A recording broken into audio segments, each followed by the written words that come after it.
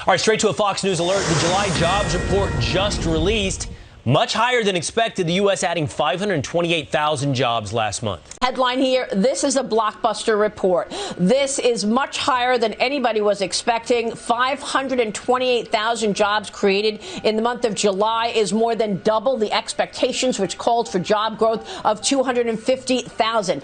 All areas of the economy actually saw job growth. So you're just looking at the numbers now. Much higher, right? Much higher than consensus. It was a strong number, the best number since March. So I just want to say this is a good story. This is good for the American people to see this kind of job creation. Look, the report, the number of jobs created, it's a very good number. It's a very positive number. It's good for American businesses. We needed to get people back to work.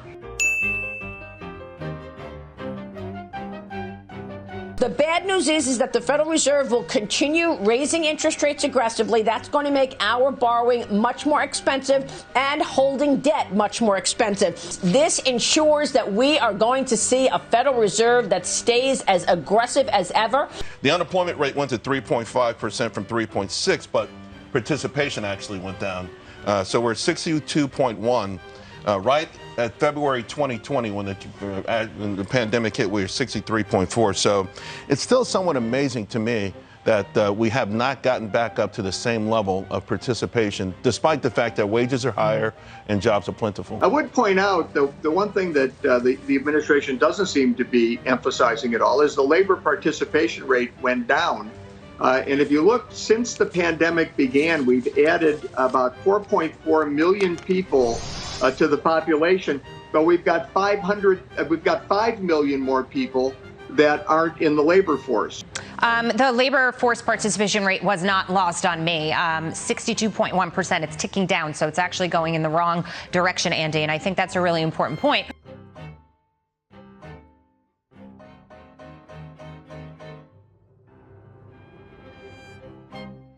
Thanks, Green. Why do you think people are continuing to drop out of the labor market? Say that one more time. Can you say more? The labor force participation rate is at its lowest level of the year now. Why do you think that is? So participation actually ticked up, it declined 0.1 percentage points to 62.1%, the lowest level of the year. So it actually ticked up for prime age workers when you look at 25 to 54, and for workers 65 and plus. The tick down this month was actually about teenagers, and it's important to keep in mind that the labor force participation rate has bounced back relatively quickly compared to its pace in the past. So we have seen an uptick in the labor force. Again, what we saw this month was a tick down with teenagers.